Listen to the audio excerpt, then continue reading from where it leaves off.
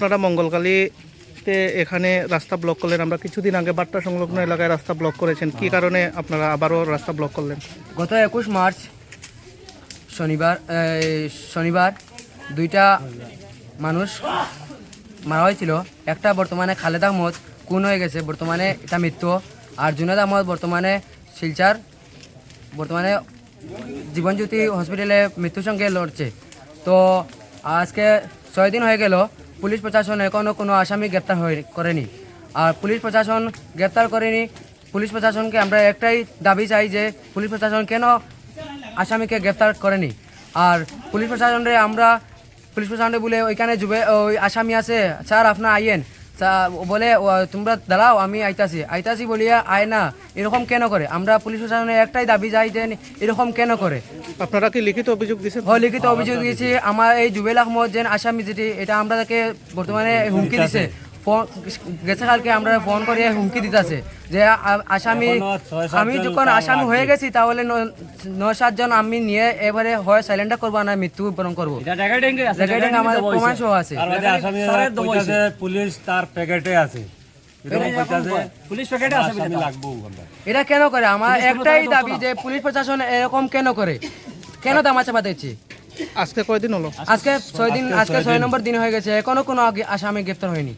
এখানে কি আপনারা সকল গ্রামবাসী? গ্রামবাসী সবাই রাস্তা অবরোধ করেছে। দুদিন 24 ঘন্টার ভিতরে আসামি না ধরা হয় তাহলে অন্য সাধারণ মানুষের অন্য আন্দোলন চলবে, বিরাট আন্দোলন চলবে। এখন কি প্রশাসন আপনাদের এখানে আইছে? এখন আইনি। আজকে যদি পুলিশ প্রশাসন 24 ঘন্টার ভিতরে আসামি না ধরে তাহলে গ্রামবাসী অন্য পদক্ষেপ নিতে বাধ্য। আপনার পরিচয়টা? আমার পরিচয় দিলওয়ার হোসেন।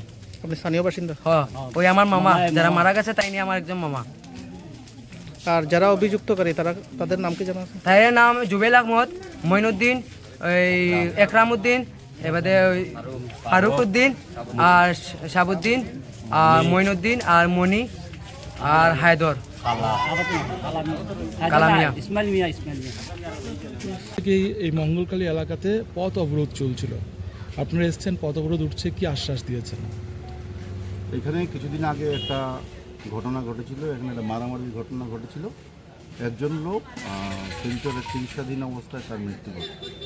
এর পরবর্তী সময়ে আমরা যথারীতি ধর্মনগর থানাতে একটা মামলা নিয়েছি। আসামি এফআইআর নেম এখানে 5 জন আছে। সেদিন থেকে, প্রথম দিন থেকে আমরা আসামি খুঁজছি। এখনও আমাদের একটা পার্টি আসামে আছে, এটা ইনফরমেশনের বেসিসে আসামি গেছে। একটা পার্টি ওসি ম্যাডামও আছেন ওইখানে, এবং আমাদের ধারণা যে খুব শীঘ্রই আসামি ধরা হবে। আজকে সকালে মঙ্গলকালীর স্থানীয় লোকেরা এখানে একটা অবরোধ করেছিল। আমি, আমাদের নর্থ ডিস্ট্রিক্টের এডিশনাল এসপি, থানার স্টাফ এবং টিএসআর পুলিশ সবাই এখানে এসছে। তাদের সঙ্গে আমরা কথা বলেছি এবং কথা বলার পর আমরা অবিলম্বে আসামিগুলো ধরার জন্য আমরা চেষ্টা করব এবং আসামি আমরা ধরব, সেটা বলার পরিপ্রেক্ষিতে তারা আমাদের কথায় সাড়া দিয়েছে এবং সুন্দরভাবে রাস্তাটা ঘুরে দিয়েছে। স্যার, এখানে আমরা দেখতে পেলাম 3টি বাড়ি জ্বালানো হয়েছে, কি বলবেন? একটা বাড়ি জ্বালানো হয়েছে ছোট, আমি বিষয়টা দেখিনি। যেমন আগুন লেগেছে সঙ্গে সঙ্গে আমরা ফায়ার সার্ভিসে খবর দিয়েছি, তারা এসে নিভিয়ে দিয়েছে। এখন বাকি ডিটেলসটা এনকোয়ারি করে জানা যাবে। কার বাড়ি বা এখন এনকোয়ারি। স্যার, এখানে সকাল থেকে পথ অবরোধ চলছিল, যারা এখানে স্থানীয় জনগণের অভিযোগ পুলিশ আসতে অনেকটাই দেরি হয়েছে এবং তারপরে উত্তেজিত জনতা বাড়িতে আগুন দিয়েছে, সে বিষয়ে কি বলবেন? সেটা বাড়িতে আগুন দেওয়া সেটা একটা বেআইনি কাজ, সেটা আইনের একটা উপরে থাকে। বেআইনি জনতা যদি এখানে একসাথে বসে থাকে তার মানে এই না যে তারা কোনো বাড়িতে আগুন দেবে বা বেআইনি কোনো কাজ করবে। যে এবার যারা আগুন দিয়েছে সেটাকে আমি সমর্থন। না স্যার, অভিযোগ অনেক সময় দেরি হয়েছে তাই উত্তপ্ত হয়েছে। এখানে তো প্রত্যেক দিনই আমাদের 24/7 আমাদের পুলিশ পিকেট থাকে। ঘটনা যেদিন শুরু হয়েছে সেদিন থেকে আমাদের পুলিশ পিকেট আছে, এবং যেই সময় ঘটনা অবরোধ এখানে হয়েছে সেখান থেকে তখনই আমাদের এখানে পুলিশ স্টাফ ছিল।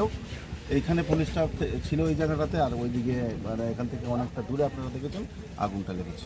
পুলিশ থাকা অবস্থা স্যার গিয়ে আগুন জ্বালিয়ে দিল। অনেকটা ডিস্টেন্স আমাদের পুলিশ এখান থেকে দৌড়ে গেছে, ফায়ার সার্ভিসকে কল করেছে, ফায়ার সার্ভিস এসে আগুন নিয়ে গিয়েছে। স্যার, আমরাও সকাল থেকে ছিলাম, পুলিশ আসেনি, পুলিশ অনেকটা দেরিতে এসছে স্যার। পুলিশ সে বিষয়ে আমাদের এখানে 24/7 পুলিশ থাকে।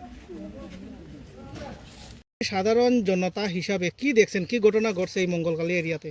আজকে আমি তো খবর পেয়ে আসলাম মঙ্গলকালীতে, প্রথমে রাস্তা অবরোধ হয়েছে। তো আসার পরে দেখলাম ঠিকই রাস্তা অবরোধ হয়েছে।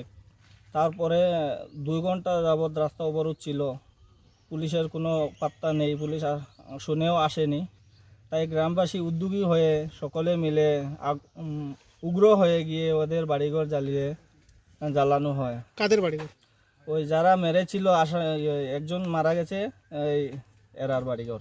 কবে হয়েছিল ঘটনাটি? ঘটনাটা আজকেই হয়েছে, ঈদের দিনে ঘটনা হয়েছিল, কিন্তু আজকে 6 দিন যাবৎ পুলিশ প্রশাসন কোনো আসামি গ্রেপ্তার করতে পারেনি। তাই বাধ্য হয়ে আজকে গ্রামবাসী বাড়িঘর জ্বালিয়ে করেছে। 2 ঘন্টা অবধি পথ অবরোধ ছিল, পুলিশ প্রশাসন এখানে আসেনি। না, 2 ঘন্টা যাবৎ রাস্তা অবরোধ হয়েছে, কোনো পুলিশ প্রশাসন খবর পেয়েও তারা আসেনি। কেন আসেনি তা আপনারা বিবেচনা করেন। সকাল 9টা থেকে আমাদের রাস্তা অবরোধ হয়েছিল, আজকে এখন অবধি 12টা বাজতেছে, 11:30 পর্যন্ত রাস্তা অবরোধ ছিল।